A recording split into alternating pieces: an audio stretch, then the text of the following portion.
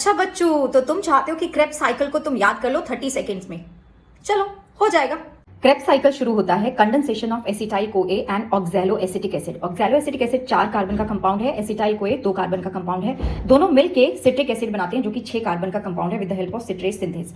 अब हमें ये सीक्वेंस याद करना है, तो कैसे, इसके बाद क्या बनेगा और उसके बाद क्या बनेगा। So this is the trick. Citrate is Krebs starting substrate for making oxalo acetate. Citrate से सिट्रेट आ गया, उसके बाद इससे आइसोसिट्रेट, क्रेब्स से अल्फा कीटोग्लूटारेट, स्टार्टिंग से सक्सिनाइल कोए, सबस्ट्रेट 8 आया इसमें, तो यहाँ पे सक्सीनेट बनेगा, इसके लास्ट में भी 8 आता है।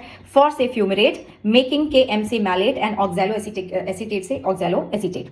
अब ना यहाँ पे एक और चीज इंपॉर्टेंट है जो कि याद रखना है हमें कि कहाँ पे CO2 निकल रहा है और कहाँ पे NADH बनता है। तो आइसोसिट्रेट से जब अल्फा कीटोग्लूटारेट बनता है तो CO2 भी बाहर निकलेगा, रिलीज होगा और NADH बनेगा। अगले स्टेप में भी ये सेम चीज होने वाली है, CO2 बाहर निकलेगा और NADH बनेगा। Now this is very important. Succinyl कोए से जब सक्सीनेट बनता है तो GTP बनता है, या फिर जो बाद में जाके ATP में कन्वर्ट हो जाता है।